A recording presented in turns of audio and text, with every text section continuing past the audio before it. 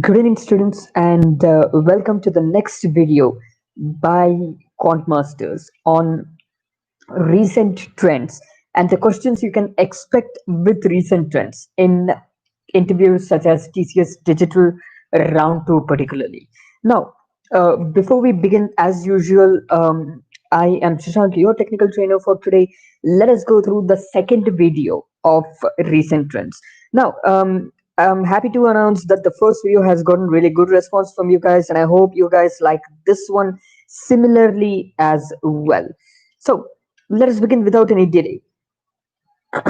In our second session of recent trends, we're going to particularly go through the concepts such as cloud computing, big data analytics, IoT in short. I will not go in depth with an Internet of Things. There's not so many questions explain this. Also, we'll look to go for blockchain, where again we won't expect a lot of questions, maybe just a few. We'll try to even go through these. So let us begin without any delay over here. So the first thing, before starting the first concept, that is cloud computing, I want to ask you guys one question. I want to ask you guys a simple question. So can you guys just go through, let me know what exactly is cloud computing according to you? I just want your response so that let's get to see what you think is actually cloud computing, or how do you think it can be or should be defined.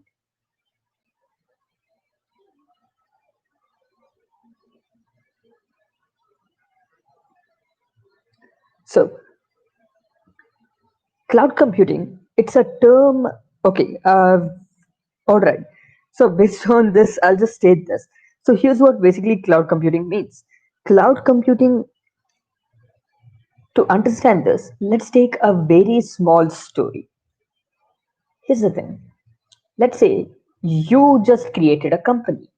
You just developed an app, and this app requires a server to store data, to access live at times.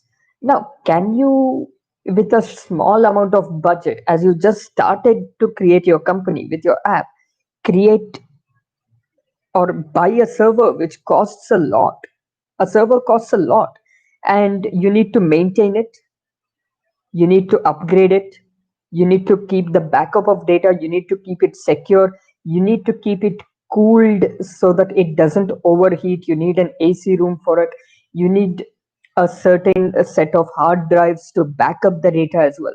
So there's so much things that you need to do, and the investment, initial investment for the whole server, for the bandwidth, everything becomes huge. Let's say you even buy it, let's say you somehow even buy this server.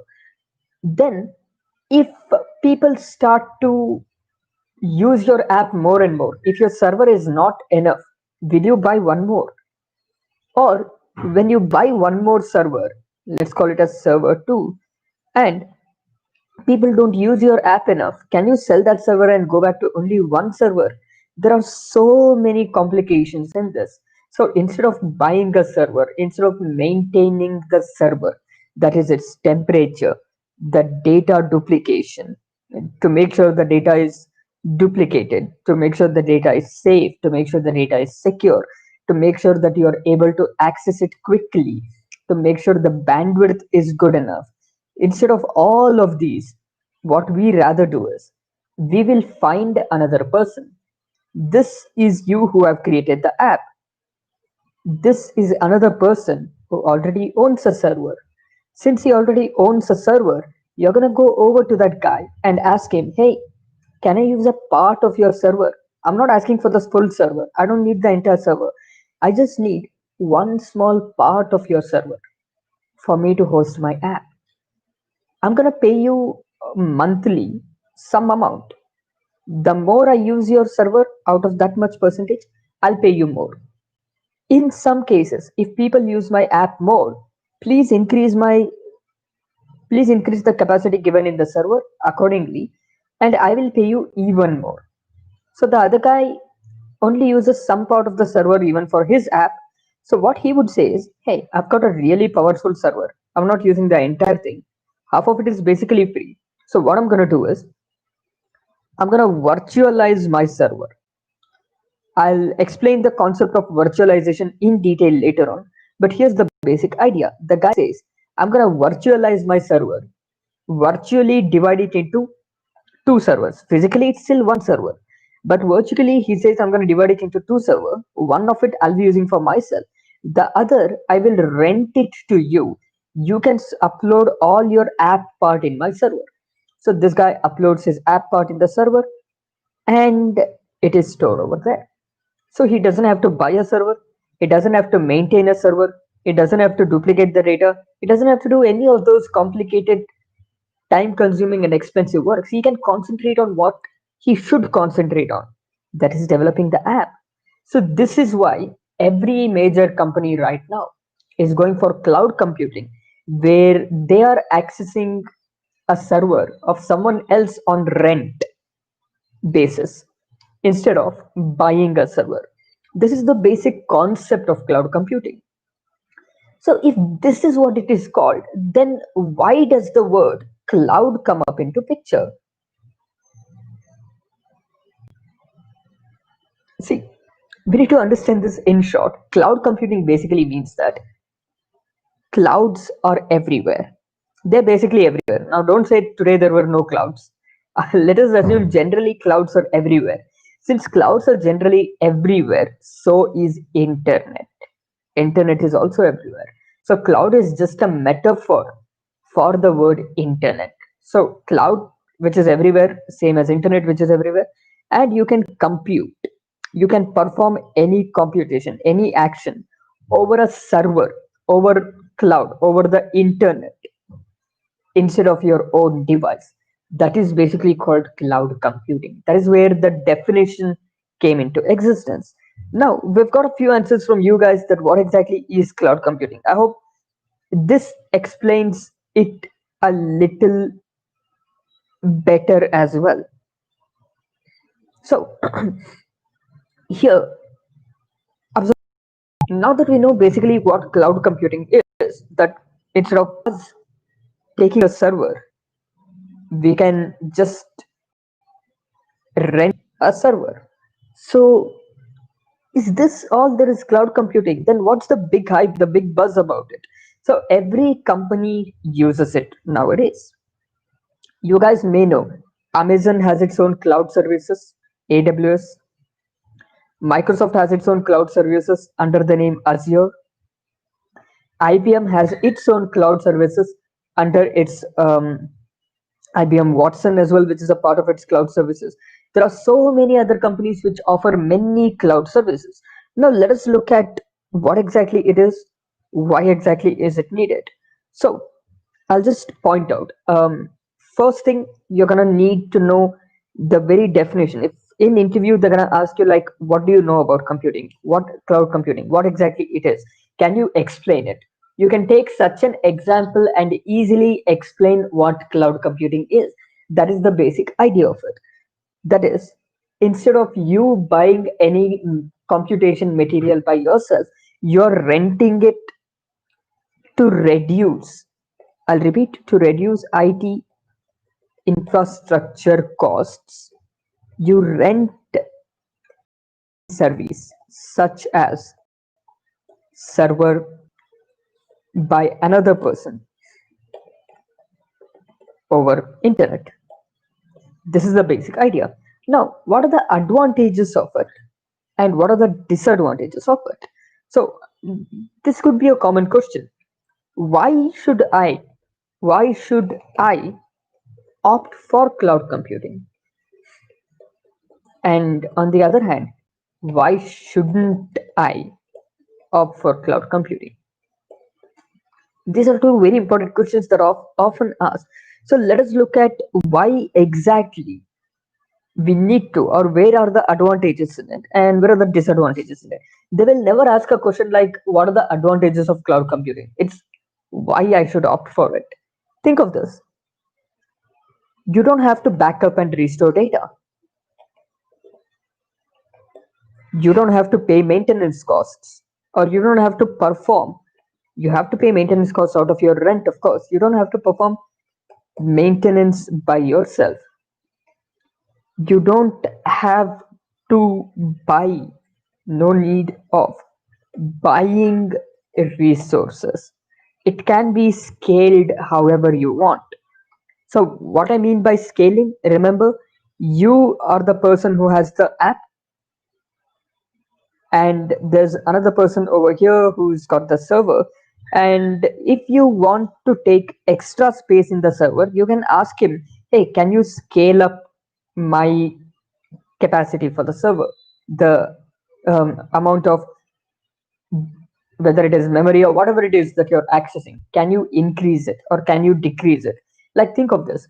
The day your exam results come up, what happens? The server is always busy. You can't access it at all. You have to wait for a long time to access it. So similarly, if it's a college, they can say my exam results are coming up tomorrow, so for one day increase my server capacity, then after that one day decrease it back down. So does the person have to buy two servers on exam day and try to sell it until the next exam day or anything like that? No such thing is to be needed. So this is the advantage called scalability. Now this again comes up as a form as what we generally call as pay as you go model. We generally call it as pay as you go model, where you only pay for the amount of time you're using it and for the amount of work you're using it for. Now, let's see why I shouldn't opt for cloud computing. Let's go with the same example, exam results. Now, I know this guy and I study in this college. So I can tell him, hey, all the exam results are stored in your cloud, right? It's not directly accessible by only that college. You can also access it because it's your cloud server. Can you modify my marks just by 2 or 3 or 5 or even 50? What if I access data within this cloud? I use it for my own malicious purpose. That is where the problem comes in. So one of the major disadvantages of cloud computing, you can say, is security. Now, still, why do people opt for it? Because companies show that they can be trusted. Look at Amazon Web Services. The moment you hear that, you can know that they can be trusted. Look at Microsoft Azure. The moment you hear that, you know they can basically be trusted, where you can perform any cloud computation within their server, store anything whatsoever. But if it's some other guy you may never have heard of, you don't know the reviews, you may not particularly trust him. So that is one thing when it comes down to disadvantages. So followed by this one disadvantage, there's one more disadvantage that is called vendor lock-in. Think about this. Let's say your app is taken up here and it's stored in the cloud, and suddenly this guy, let's say, we will not use names such as Azure and AWS, we'll just call it as cloud service provider 1 and service provider 2. Let's say you're currently opted for service provider 1. Service provider 1 suddenly hikes the price, suddenly increases the price. Service provider 2 does not increase the price. So since service provider 1 has increased the price, what you want to do is you want to switch over to service provider 2. But service provider 1 says, I can't let you access the data from here. He will be able to give you the data because he's in contract with you. You should be able to access all the data. But he will say, I will give you the data, but it won't be in the same format where you can upload in service provider 2. I'm not going to give you all that format, everything that is required. So this is basically called vendor lock-in, where it is very difficult to move from one cloud provider to another, especially when they store data in different formats or anything like this. So these are some disadvantages. Or in other words, whenever given a question why you shouldn't opt for cloud, you can basically state this. Now, now that we know basically what are what is cloud, why should one opt for it, and why one shouldn't opt for it. The next common question that you can often expect in this is, what are the cloud computing services, or what are the different types of services offered? So basically we divide it into three types, that is SaaS, PaaS, and IaaS. There are more. If you try to go through cloud in detail, it is divided into more as well, but I'm not going to go in depth. I'll be talking about these three. So a cloud computing service can be divided basically into three different types of services. One is software as a service, another is platform as a service, and the third one, infrastructure as a service. Now let's take a look at what exactly they mean and how exactly they work out as well. So let's look into this. Now, have you guys ever used any software which does not work without internet, and that software is not installed in your device at all? Think about it. Can you guys think about such a software and tell me any software that is not installed in your device, yet you can access it? Also, that software must be accessible only via internet. Any example that you guys can think of, think through. Can you guys let me know what are such softwares that you may have seen or may have used?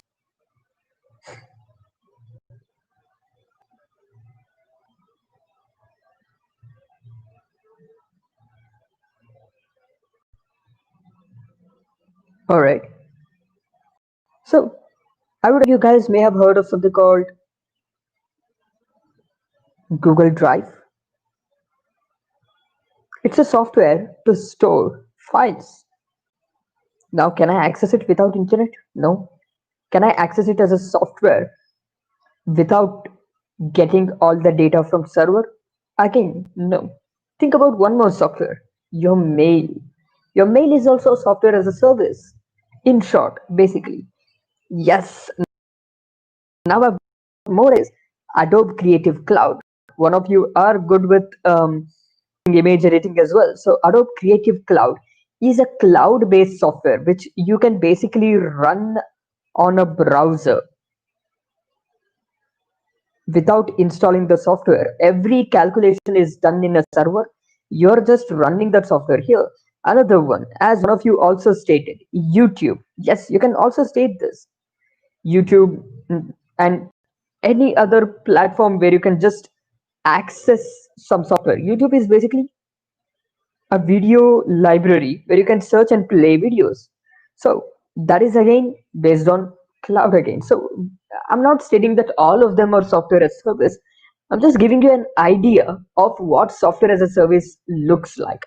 And the example I will give you here is Dropbox or Google Drive or Adobe Adobe, however you want to call it, Creative Cloud. These are some softwares that are generally accessed over cloud only. Now there are other things. You guys may have also heard of some online discords or Slack which companies use.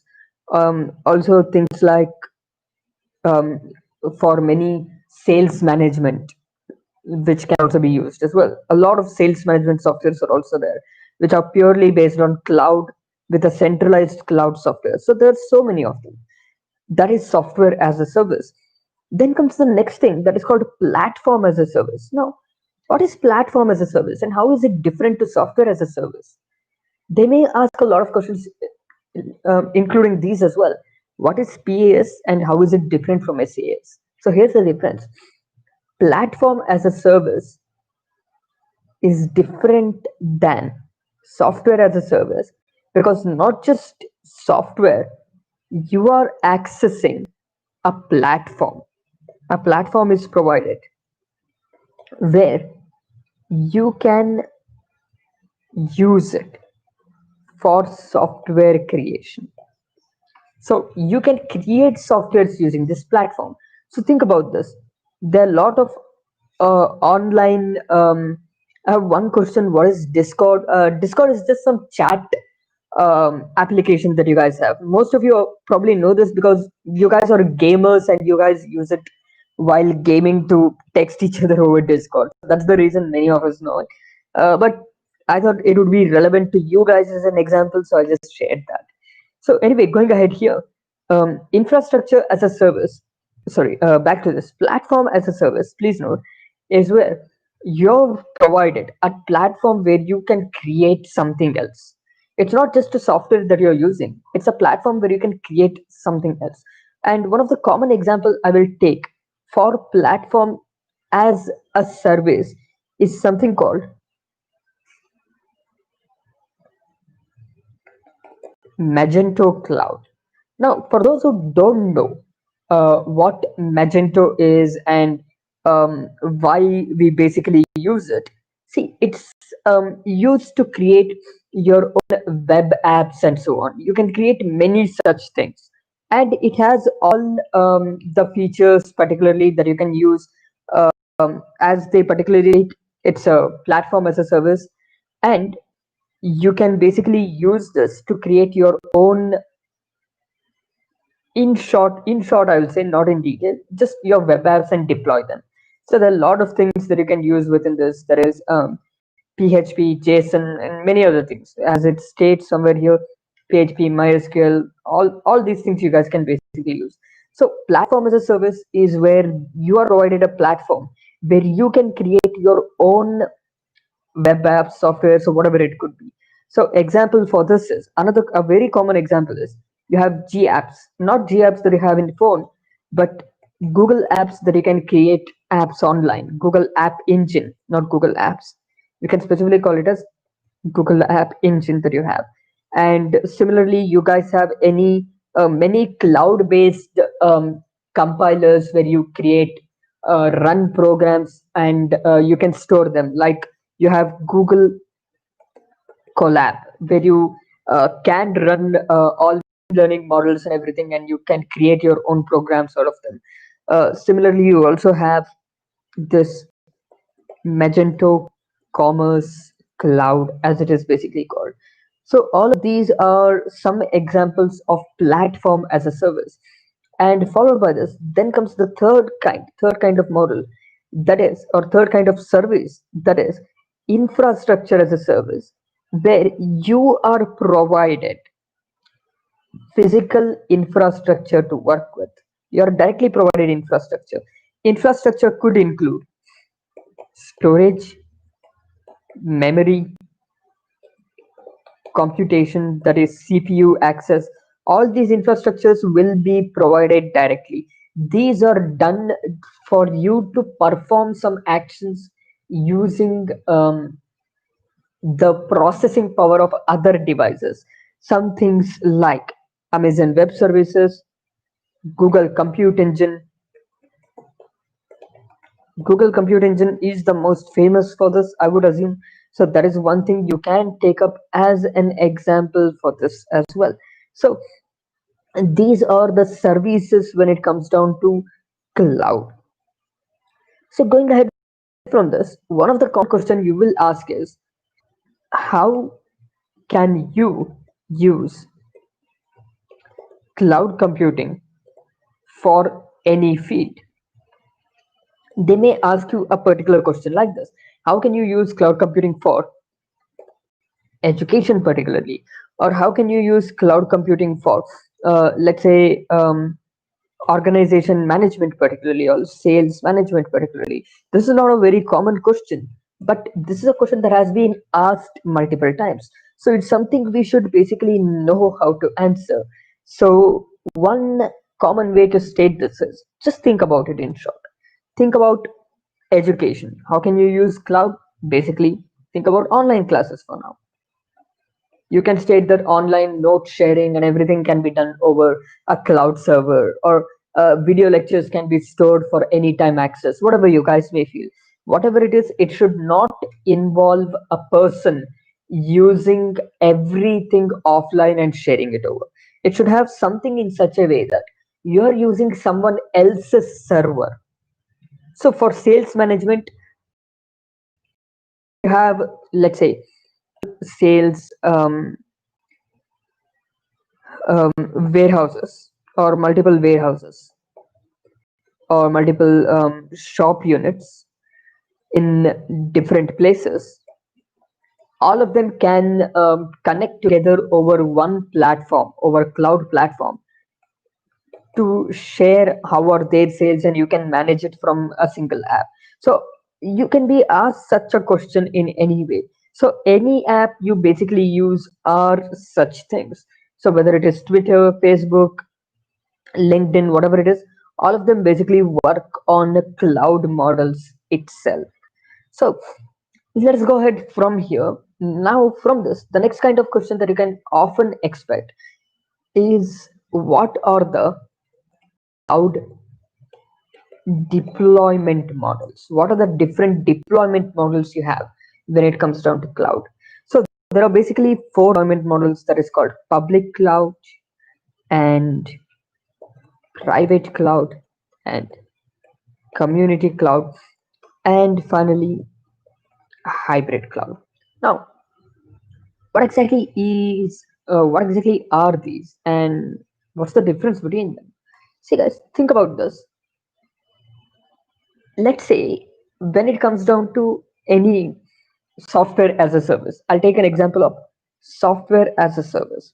Now, in this case, let's take the simplest case scenario of something you're uploading in Twitter. Now, anything that is uploaded in Twitter, it's basically stored over there in some server, whether it is a video, a text, image, whatever you're uploading, and you can access it later on. Now, anything you upload in Twitter is accessible by everyone. That is, whether someone knows you, someone is friend of you or not, it doesn't matter. They're able to access everything that you put up in cloud. Or think of something like this: anything you put up in some server where it is completely public, if you upload something in a website called wiki upload, where you can upload documents over there, it is publicly available. That is, everyone can access it. Or if you upload something in archive company's cloud, that is publicly accessible. That is, anyone, whether they know you, they don't know you, they can access whatever file you have uploaded. So these are called public clouds, where anyone can access anyone's cloud data. There's no security. So that is where private cloud comes in. If I work in a company and I'm working in a team to develop an app, should the app source code be released to others? No. So in that case, I'm gonna purchase, or rent in other words, a cloud private only to me and my team, and nobody else will be able to log in or access that data whatsoever unless they have credentials. So you can have your AWS account shared between a few people, or you can have your own private cloud to share a certain code online, or so on. So this is basically private cloud, where, I'll repeat in short, anything that you upload will only be accessible within the internal corporate team, and apart from this, nobody else will be able to access. So this can be done through many organizations. Then comes, this is only, you can just state private within a team. This you can just state available publicly for all to access. Then comes something called community cloud, where community cloud is where whatever you're uploading, let's say I have a company and my company is collaborating with another company. So we are two different companies. So we need to form a community between us, two or three or four different companies, however many are there. We need to form a community between us and we need to create a cloud only for all of us. So when multiple companies create a community together and only those people can access this, that's basically called community cloud. Think about this in short. Community cloud is when multiple companies want to work on one single project and they all want the data to be accessible only with each others but not anybody else. So it's not private within a team also, and it's not like it's completely public. So it's accessible between multiple companies. And finally, hybrid is combination of all of the above. As in, let's say there's a public cloud. I'll just call it as Google Drive. In Google Drive, you can make some data of it accessible, that is anyone can view. Some other data you can make it completely private. So this is one example where you can often see nowadays everything is generally that we see as a hybrid cloud, because we are able to see something that is publicly available for anyone to view. Anyone can view. Some part can be private. Likewise, take one more instance of, let's say, Dropbox as well. So these are some things that we basically need to know, where you can expect some simple questions on these itself. So I'll repeat again, the questions you can expect from the deployment of basically this. If you know this much to begin with, that is at least good enough. Followed by this, if you at least know how these work, that's also good enough. Now, followed by this, then comes a few questions which are particularly terminologies. They will ask you some terms like what is scaling, what is virtualization in cloud. If you know cloud computing, define scaling in cloud computing. Or if you know cloud computing, define virtualization within cloud computing. So these are some questions that you're often expected to answer. So let us look at this. What is scaling and what is virtualization? So scaling is where at any point of time you can increase or decrease the amount of service or the quantity, or you can state any word that you would like. You can increase or decrease the capacity provided within the cloud for you. Say for example, I have let's say I have a college, and only on the date when my exam results are released I want to increase the capacity. On all other dates I want to decrease the capacity to something very low. Or I have a company where I'm giving some flash sale, some special sale. In that special sale I know that people are going to come up more and more, so that day I can increase, the rest day I can basically decrease. And there is also an option in major cloud providers called auto scaling, where they basically scale automatically depending on how much people are accessing. If it reaches 90% limit, they will automatically give me one more server space. And once it reaches 90% limit, they will give me one more server space. Once it reduces, and this also reduces down to some 50 or 60, they will remove the second server space. So this auto scaling is also an option that is available within cloud providers as well. So this is basically what is called scaling. So there's also auto scaling, something we should know about. Then comes the next thing. This is a hugely important question, I feel, that I've seen asked a lot of times. So what is virtualization? Think about this. What is virtual?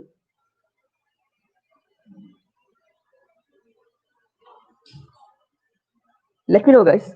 What do you think virtual stands for?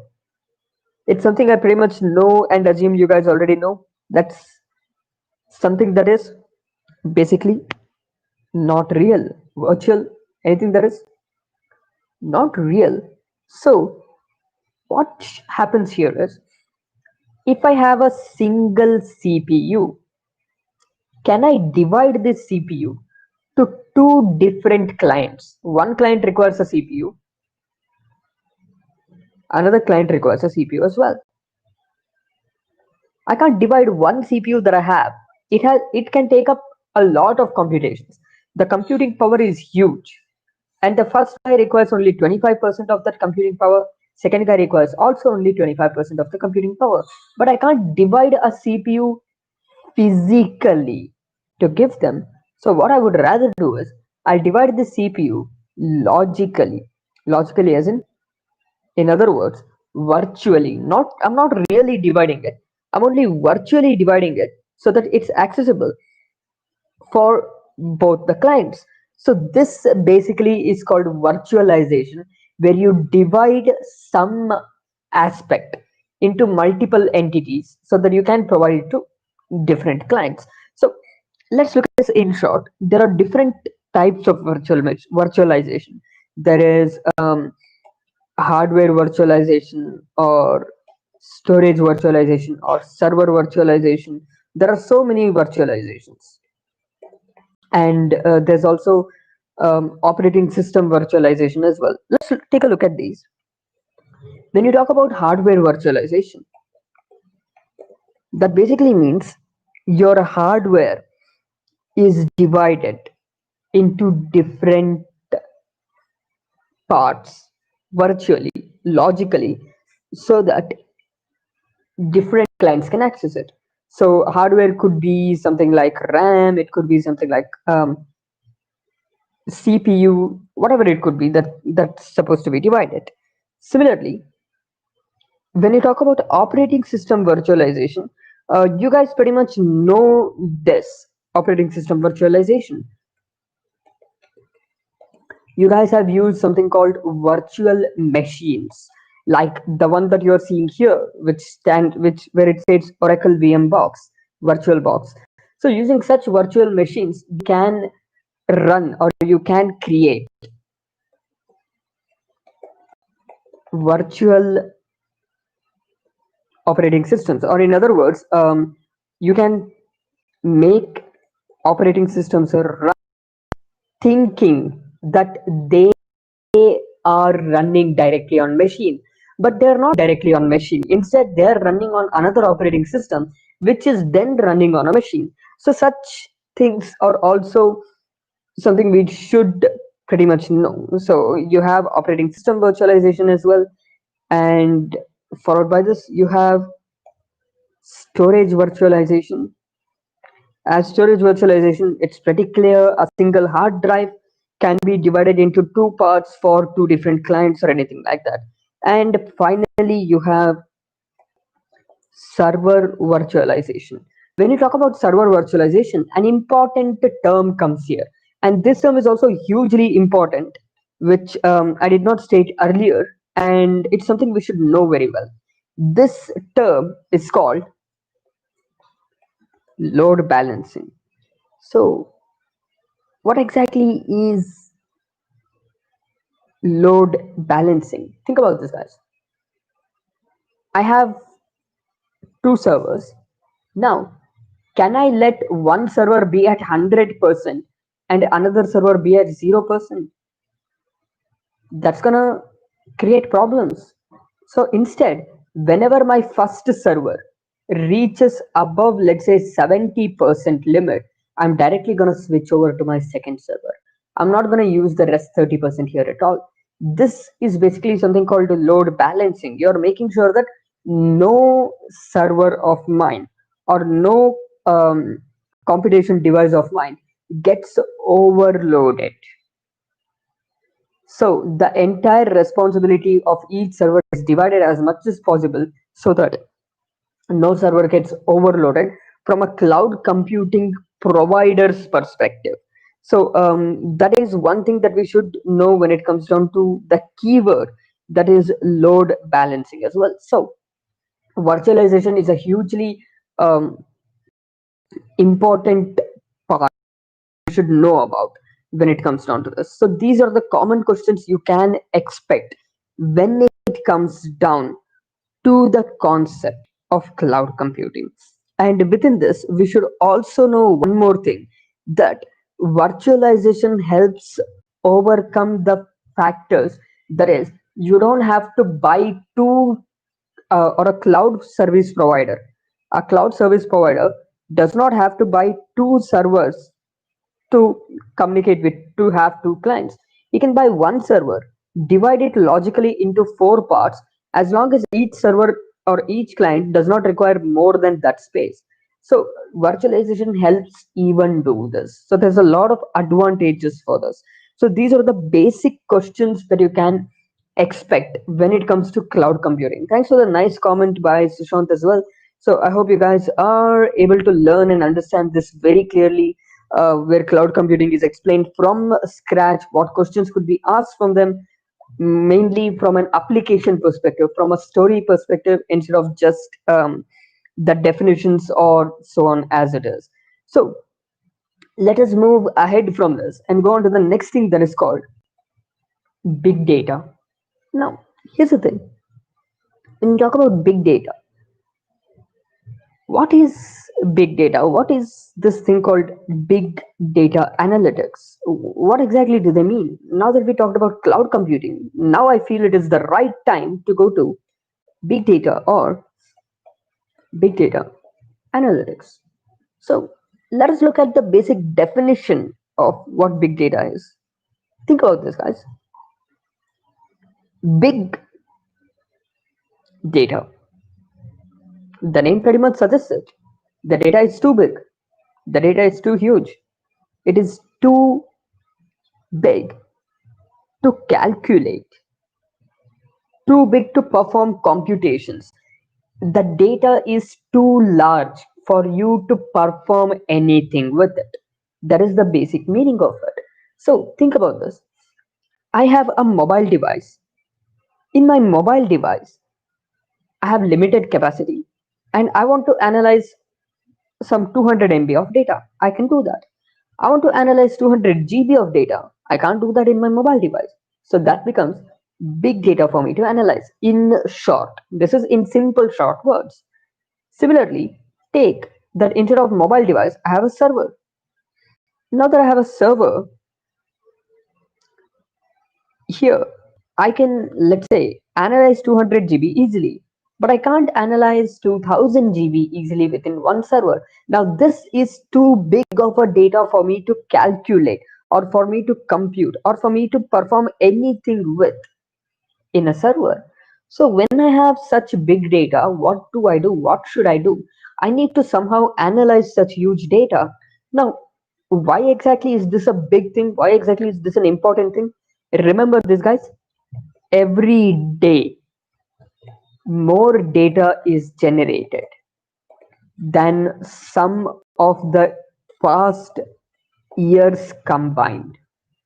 So every day in Twitter itself, take this example, more tweets, more text is poured out than tweets that were poured out over a few years ago all together combined. Every day, more mails are sent than a few years ago all together combined. So if a company wants to analyze all this data of one day of their company or whatever it could be, a single device cannot help. They need many devices to perform some analysis. Think of this. Take an example. Let's say a new phone just got released. Let's call it OnePlus 99. Now, of course, OnePlus 99 is not going to come up now whatsoever.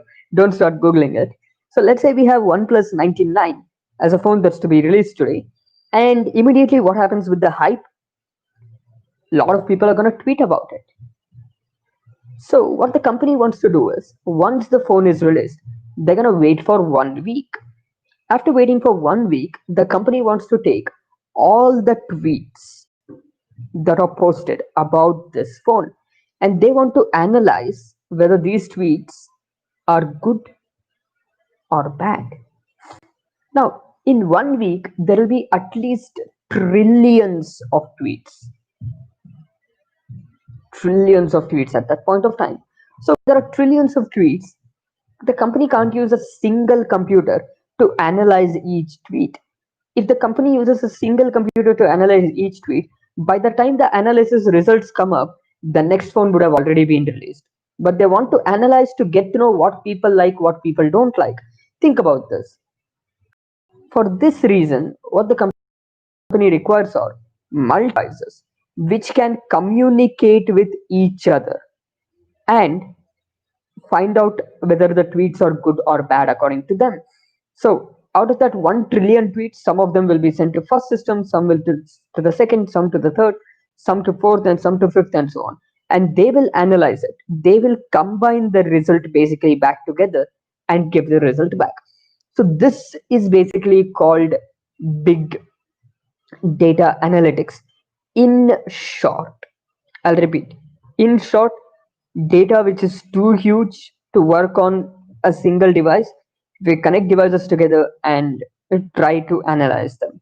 So why exactly is there big data? That's because of something called 3Vs. The reason why big data exists right now is because velocity, variety, and volume.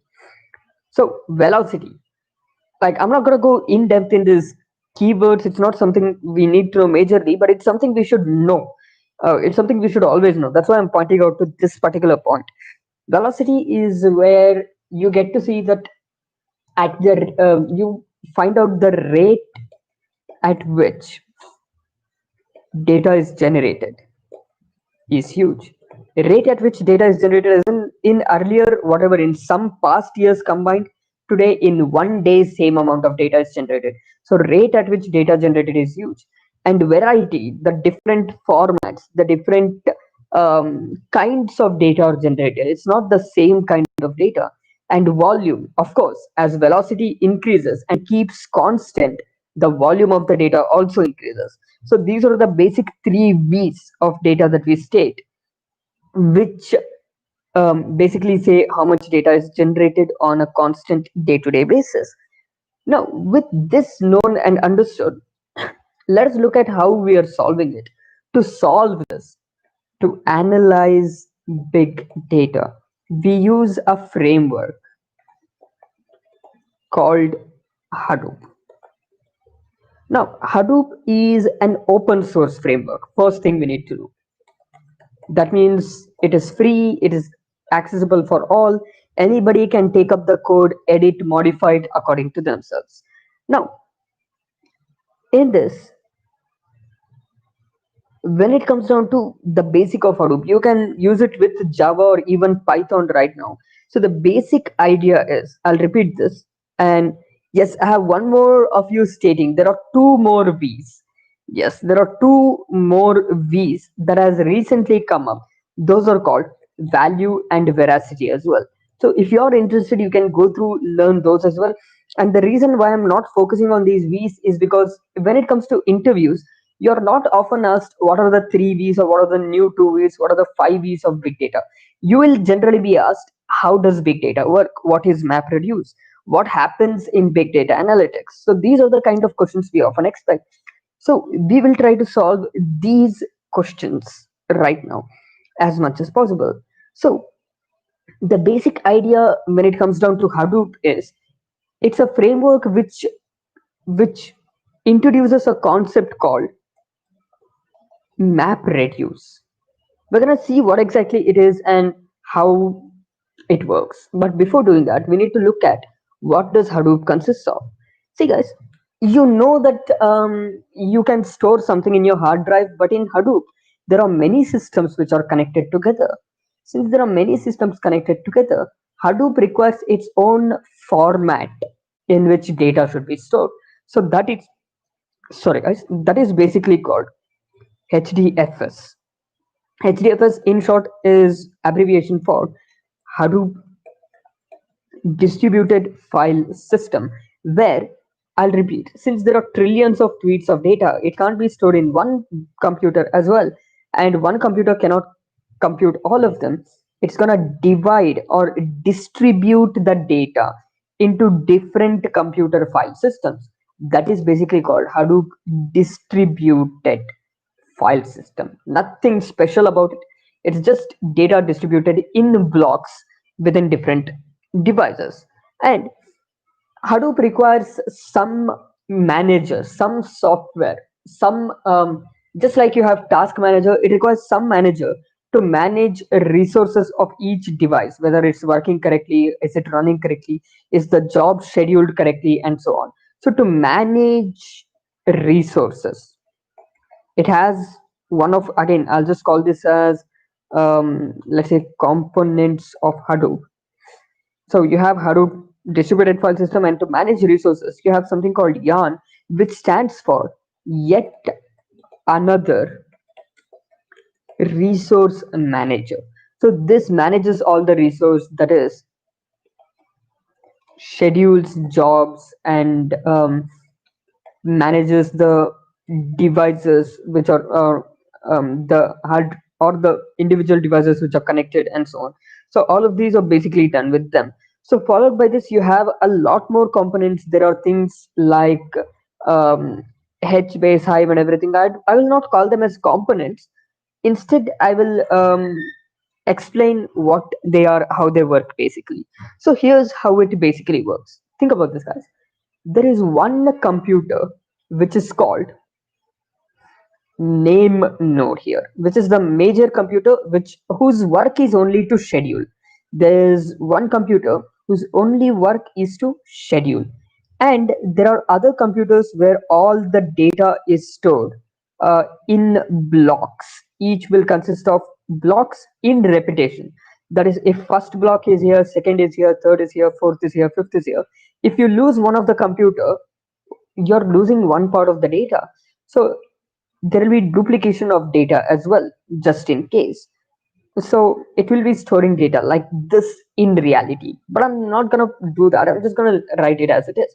So all these systems in which data is stored, which perform computations and which is just managed by this name node, are called data nodes.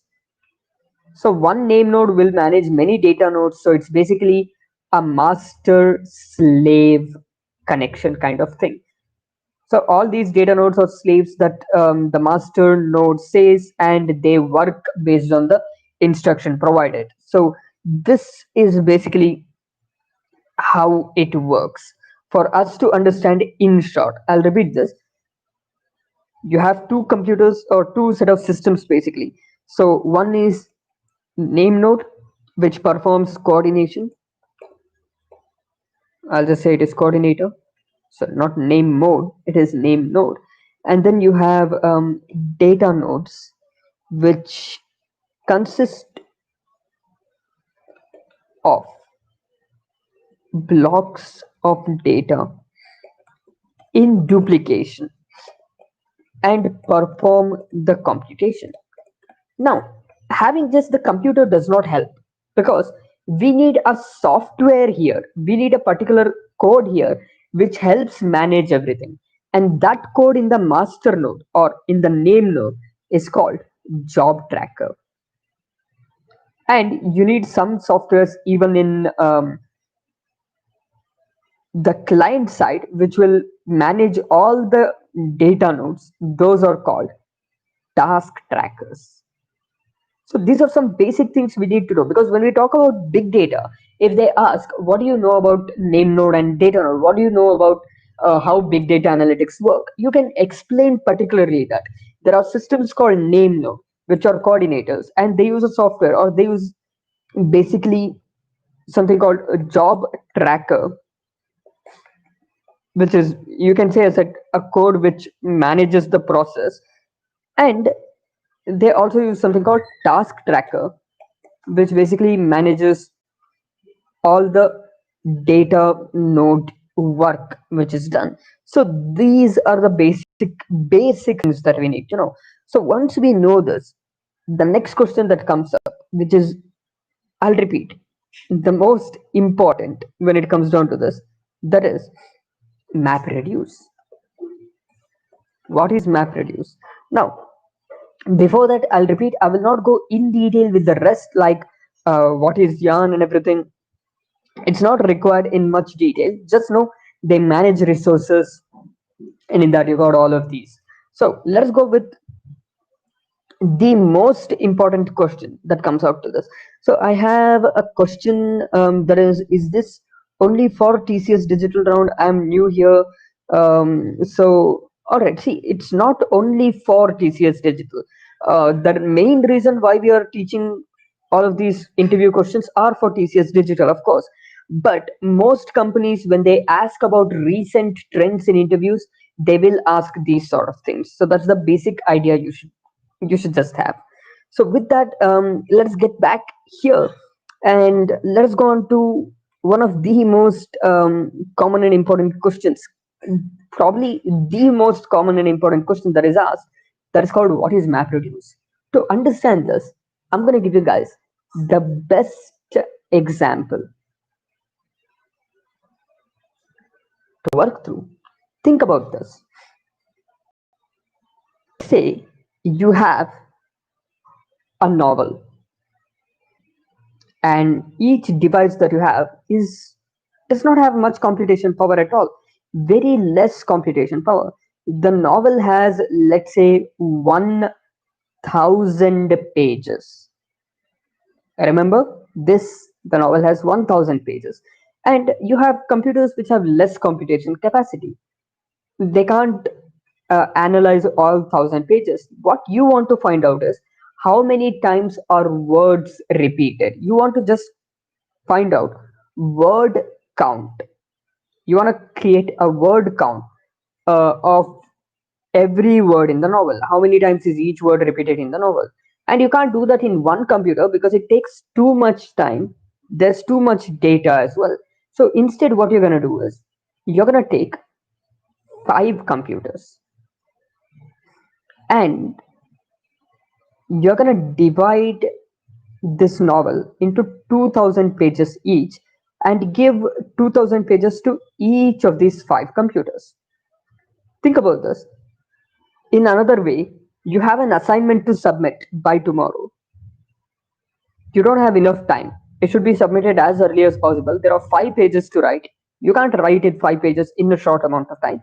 So you're gonna manage and tell 5 of your friends to write the 5 pages, and you're gonna keep giving them all the information you need. So you're the name node, they're the data nodes.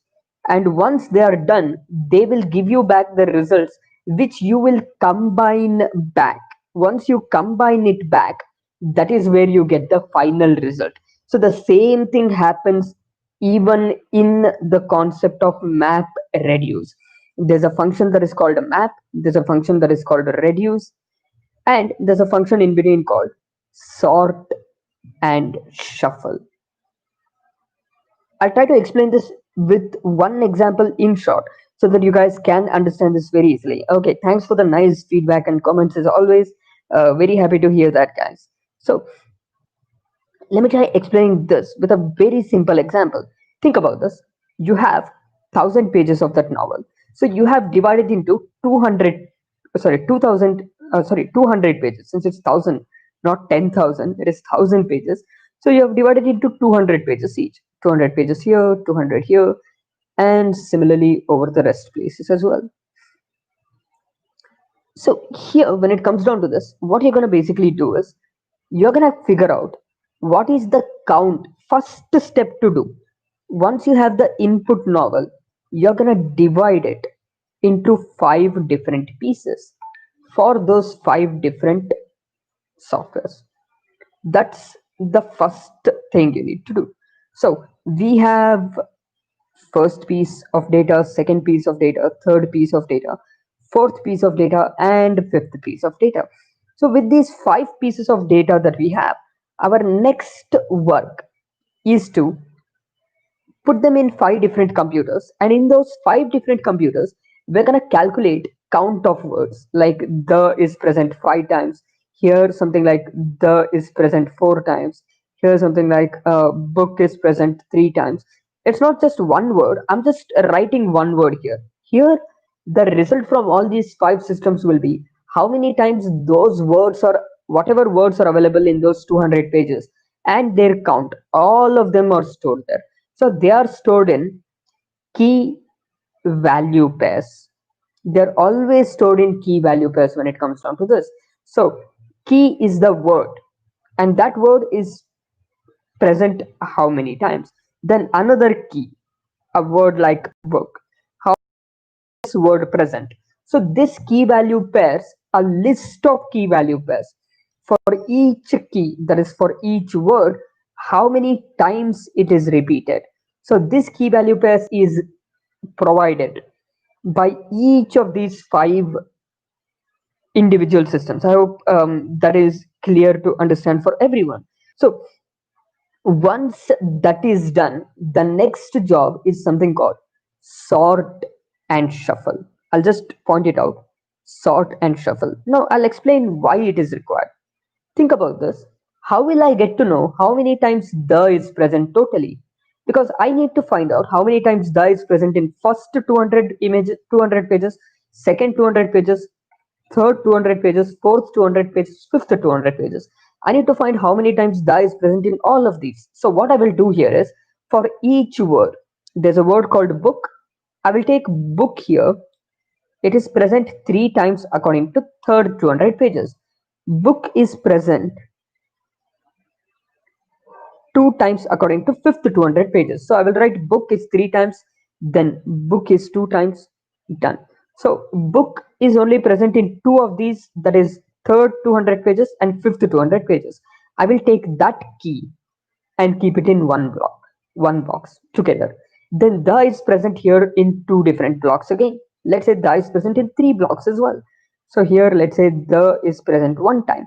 So I will take wherever the is available and put it up together in one place, called the is present 5 times in the first one, 4 times in the second one, 1 time in the fourth one. So this is how we can get to sort. We are sorting all the words which are, all the keys which are same, all the keys which are same, we are sorting it out to one place so that we can find the total there. Once this is done, we're going to give the total which is book is available 5 times. Then we're going to give this total, that is the is available 10 times. And once this is done, all of this is reduced to a single file. This is called the reduce part. All of this is reduced or combined to a single file. That is basically the reducer part. Here you are taking the input file, you are mapping it to 5 different devices. That is your map part. So this is a simple example for us to basically understand how map reduce works. So this is a common question that we can expect in interviews as to how exactly map reduce works. So I will be happy to take up any questions on map reduce till now if you guys have any, but I hope you are able to understand with this example as well as the assignment example that I took up earlier, how MapReduce works. So for any questions, feel free to put it in the live chat, guys. Or if you guys feel like you have understood, you guys can let me know as well so that I can know that you have understood and I can go ahead for the next part. So make sure you do respond, guys. So by the time, I'll wait for any questions if available as well within a minute.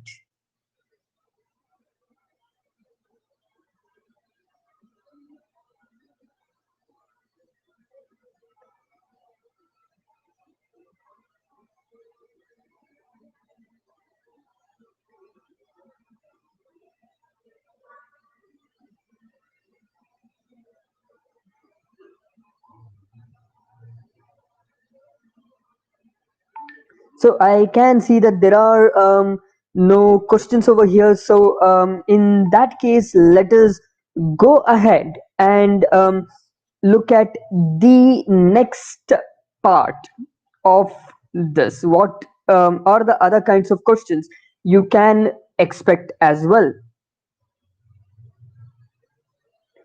So going ahead from this, there are a couple of other questions that you can expect, particularly when it comes down only to, again, big data analytics. And here are the questions. See guys, in big data analytics, apart from MapReduce, which we got to know with this example, the other questions you can expect is, what is Hbase? What is Hive? What is pig? It's not the animal that we are talking about. and what is Spark, what is Flume, what is Scoop. There are so many questions you can expect. Now, I do not expect all of these to be asked when it comes down to these interviews, but I do expect this a few of them at least to be asked. So let's just look at this in short. Let's just take a look at a couple of concepts of these which are most commonly asked. I've got a comment stating that it's very informative. Thanks for the nice comment again, as always. So let's go ahead for this. Let's look at what exactly is Hive, Hbase, Peg. These are the basic things. I would expect you to go through Spark, Flume, Scoop if you're interested in learning more. I assume these are not so important when it comes down to interviews, so I will not be focusing on them. But if you guys are interested, you can definitely go through them later on. So you guys know that you have your databases, right? So just like you have your database in your own device, it could be based on SQL or anything like that. Hbase is a database for Hadoop. That's basically it, nothing else. It's just a database for Hadoop where large data can be stored. And this is also, I will repeat, this is also a relational database itself. That is, you're basically storing everything in a table format. That is all your rows and columns. And the advantage of Hbase is it is built for Hadoop, and you can directly perform map reduce and everything directly with it. Now, because Hbase is different from your regular database, you need to access them with different queries as well. Although we know SQL are the basic queries that we have, for Hbase, you need to access it using a query language called HQL, which is slightly different, but it's very similar to SQL. So HQL is the query language we use, and that query language is provided by Hive. It's basically called Hive query language. So the database is called Hbase, and the query language we use here is called Hive. Sorry, HQL, or in other words, Hive query language. And followed by this, there's one more thing called Pig that is also asked. These are the three common things are asked. That is why I'm focusing on these three as much as possible. So Pig is basically just a set of easy code writing abilities. I'll not point out much detail. I'll just point out to this in short. So think of this. If you're asked, you know, big data analytics, what is Hbase and Hive? What are the components? What are the modules that you have? So you can immediately start saying that there's HDFS, there's name node, there's job tracker, there's data node, there's task tracker. The moment you state all of this, they immediately get to realize that nice, you know something. That's really good. So you can also state things like Hbase, Hive, and Pig as well. Pig is just a data flow platform. We basically call it as data flow platform, where you can execute map reduce programs by writing smaller codes. That's the basic idea. You can perform all these things by writing smaller, simpler codes in this platform. Then there's something called, again, Spark, and then Scoop, and then Flume as well. If you guys are interested, you guys can feel free to go through all of these, but I'll just focus on this slightly, not much. Flume is used to collect your log data. There can be huge amount of log data in any big data analytics program because you're doing so much work. There is so much log data to be collected and stored. That is basically done by Flume. Then you have something else called Spark. Now Spark is pretty much an improvement. So basically what you can say is Spark is built on top of Hadoop. It's built on top of Hadoop, and it helps you. Basically, it's an improvement version, which you can say. It optimizes many things, including map reduce speed and so on. So it's quicker, and it helps improve a lot of things. So Spark is the new Hadoop, you can basically just state in short. It's just fast and easier to work with. So followed by this, finally you have one thing called Scoop, and where Scoop is used generally, I'll repeat, to send or to transfer data from RDBMS. That is, you have your, so that's RDBMS. Let's say you have your MySQL, or you have something called Oracle or Postgres SQL, whatever it could be. It could be basically anything. So out of this, if you want to transfer it either from or to Hbase, we basically do use Scoop. Scoop can be used to transfer either from Hbase to RDBMS or data from RDBMS to Hbase as well. So these are the basic things that we need to know when it comes down to big data analytics. Now, with big data analytics, let us now go ahead to our final two concepts, which are often asked as well. That is Internet of Things, and a huge important concept that is recently trending and recently coming up. And it's basically asked in almost every other interview, blockchain. But basically, most of us find it difficult to understand what is blockchain. So today I'm going to make sure it's going to be superbly easy for you guys. So let's go ahead with this. And I will not be focusing on Internet of Things much. Just remember, Internet of Things is basically just anything or device which can access internet and could, I'm not saying will, could take up decisions as well. So take any example, smart lights. They're something or device which is connected to the internet and you can control them over the internet. Or take smart traffic signals. They are again anything or device connected to the internet and they take decision as well, that is which traffic signal to be switched on or not. So basically Internet of Things is everywhere, whether you look at it or you don't, it's basically everywhere. You go to a house, you get some smart device. You go anywhere, there's something that's connected to the internet which keeps on transmitting data.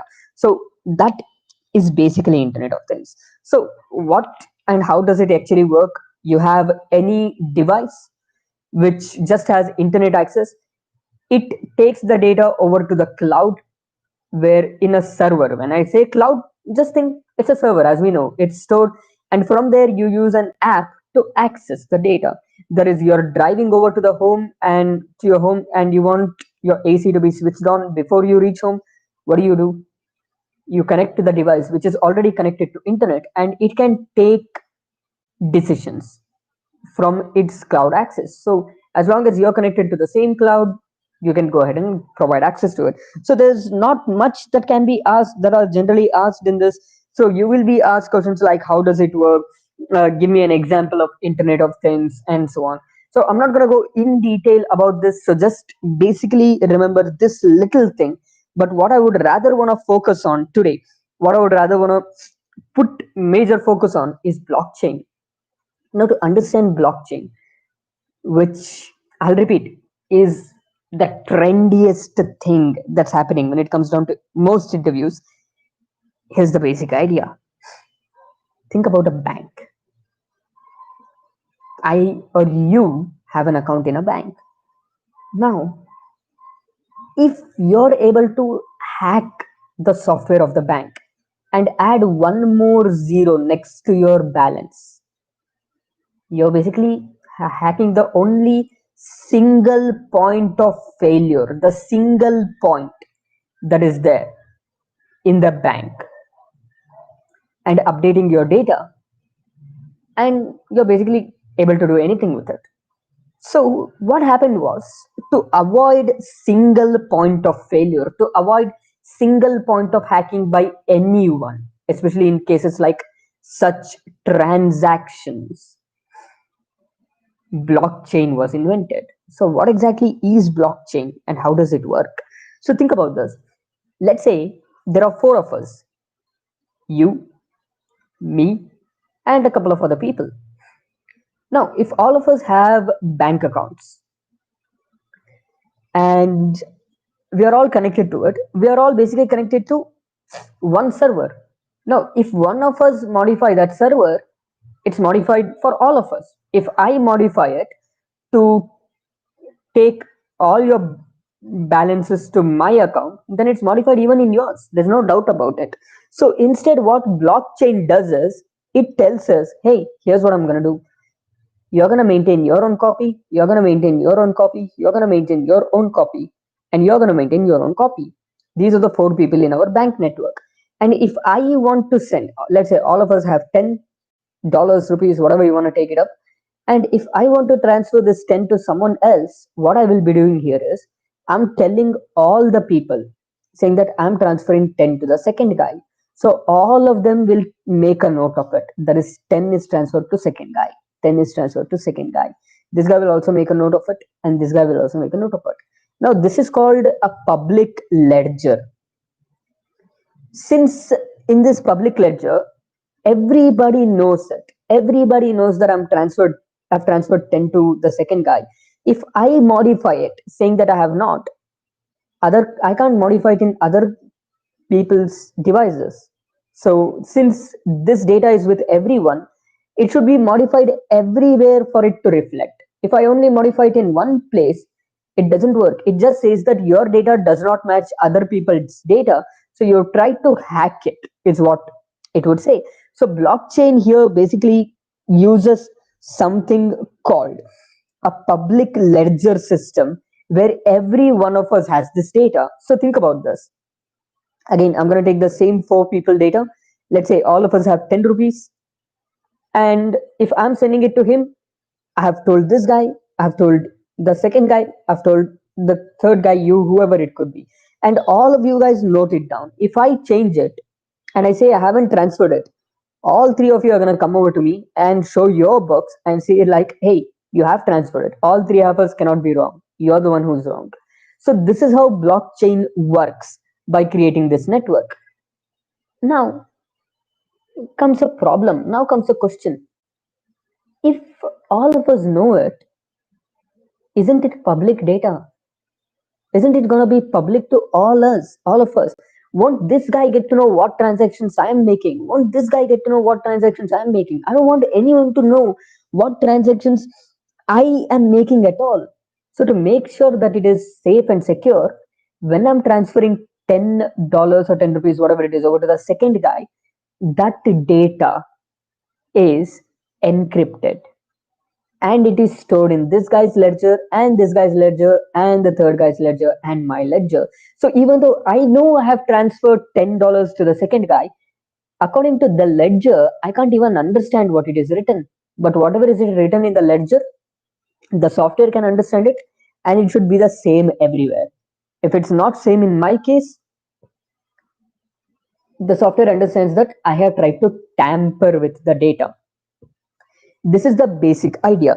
So the basic idea, I'll repeat, of blockchain is that there is a public ledger, a constantly growing public ledger, keeps records of all transactions. Done. This is maintained as a separate copy by all the members of the network. So in a bank network, if there are four people, all the four people will have a copy of this. That's the basic idea. And there are few features of this. This ledger stores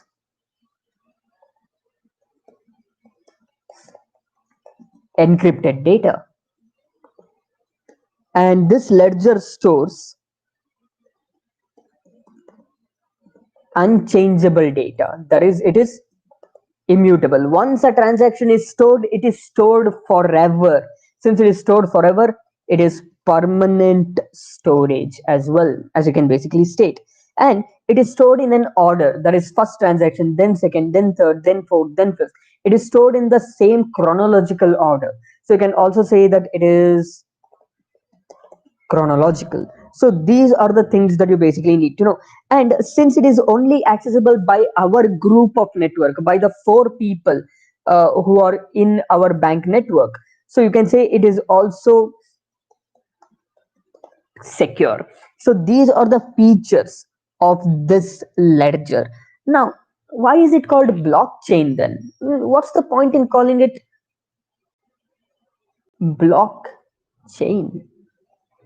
So think of this. What is blockchain? It's a chain of blocks. This is the actual definition. Whether you accept it or not, this is the actual definition of what exactly is a blockchain. It's a chain of blocks connected to each other in a continuous order. Think of this. I transfer $10 to the second guy. That is stored in a block of data. Then that guy transfers $10 to the third guy. That is stored in a block of data. But here's what happens. When the second block is created, it will store some details about first block as well. Second block will store some details about first block as some hash code. And some third transaction is done, that will store some details about first 2 blocks combined. The fourth block of data, that will store some details about first 3 blocks combined. So basically every block stores not just a transaction. Every new transaction done is stored in a block. Apart from that new transaction, it will also store something about all the previous blocks together in an encrypted way. So if I somehow am able to change this transaction, I still won't be able to change this. I still won't even know what it is, where it is. So I can't change these details. So the blockchain idea of blockchain is every block consists of some details about all the other blocks together. So if I change my first block, think about this. If I change my first block, all the other blocks are going to be wrong, because this is supposed to have some details about the previous block. Since first block is changed, this block is now wrong. You can't basically get the idea. Same way goes here, same way goes here, same way goes here. This is why it's called a blockchain. It's a chain of blocks about transactions which are stored one next to each other, and each new block stores some information about all the other previous blocks as well. This will make sure it is not something that anybody can change. So this is I'll repeat, public or distributed ledger that we will have.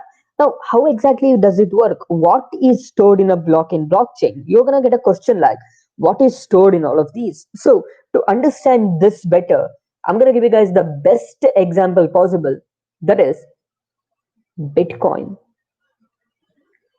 Bitcoin is basically an application of blockchain. I'm going to explain what is blockchain, how it basically works with Bitcoin, so you will be able to answer any interview questions on this. Now, currently, for us to know, we are in blockchain version 3.2, where we have DApps. DApps means decentralized apps. That means there is some apps which are stored, apps where data is stored decentrally, not in a single server. Everywhere, each person who has the app will have the data of their network as well. That is the um, blocks as well. So our major idea is, how are these blocks built? See guys, what we got to know so far is each block will consist of a transaction. This we got to know. And all of these chain of blocks are stored in a public ledger. This is also something we got to know.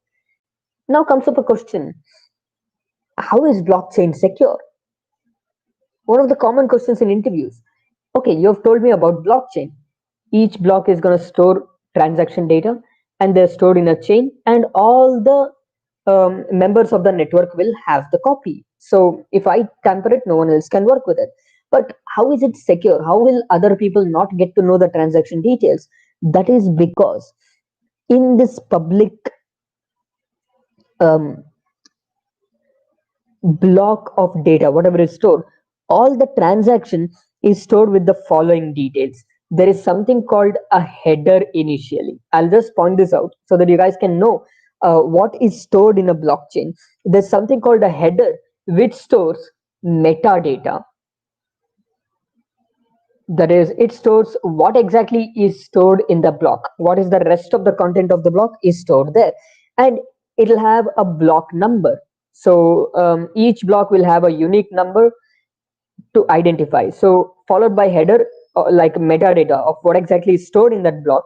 You'll have a block unique number followed by the block number. The next thing is you need to know when this transaction took place. So there is a time stamp of this transaction. So once this transaction timestamp is stored, the next thing is the rest, whatever is there, is stored as a nonce, or in other words, you store the rest, whatever is there, as hash code. In other words, so we use hash functions to store the transaction details. So all transaction details are not directly stored like saying I've transferred $500. They're stored encrypted.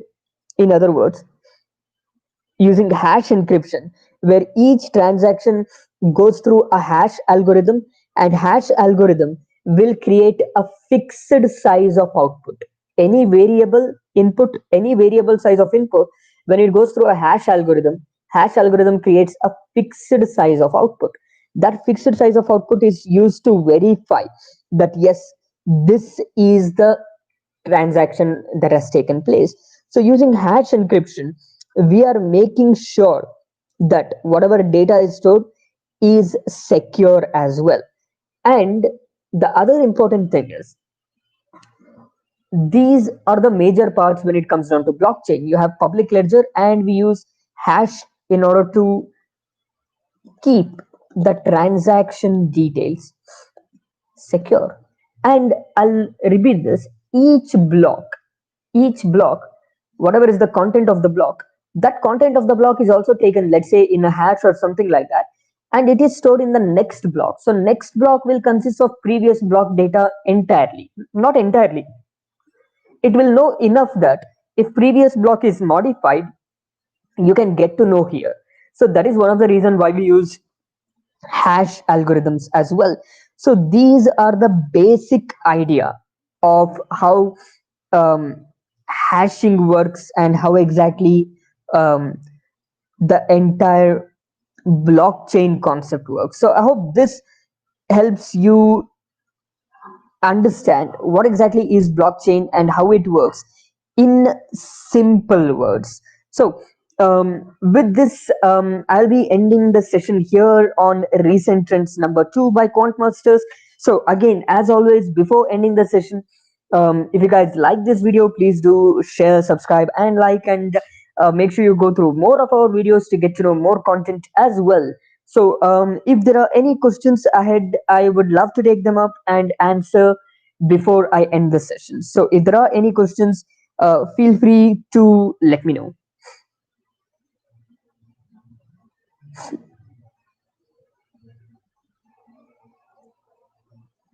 So by the time, I'll make sure to share the entire content over here. So I have one question. So what exactly is Bitcoin? See, in this case, Bitcoin is just a cryptocurrency. Um, Bitcoin, in short, here is a cryptocurrency, which is not real currency. So you can't take it in bank and everything, because bank is a single point system.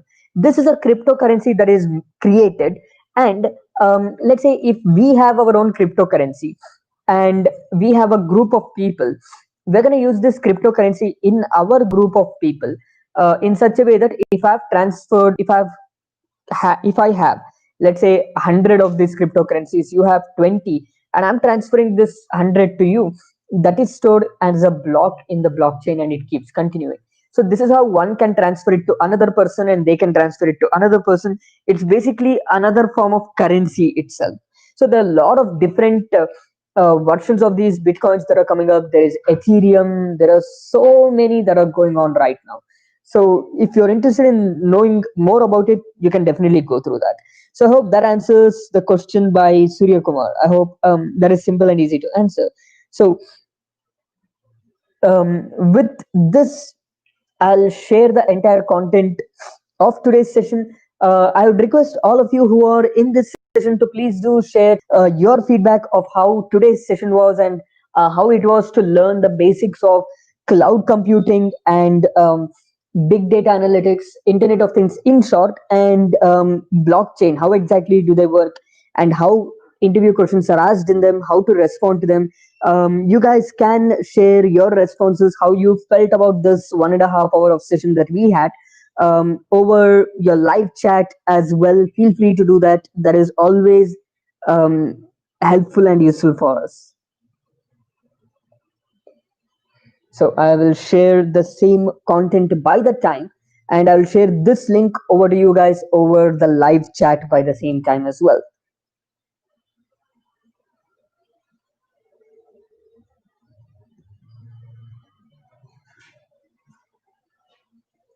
So you guys can just wait for a minute to receive the link here for today's session, which you can use to access this entire content later on. I'll also paste the same over here for anyone to refer this much later on as well. So I hope you guys had a good time. So thanks a lot for being a part of this, and make sure you do like, subscribe, and go through more of our content if you ever want to get to know more about this. And we hope this will help you out with TCS Digital as well as other interviews as well. Thanks a lot at the nice feedback by Pratyusha. It's really glad to hear that. Very happy to hear that as well. So have a good night, guys. Take care.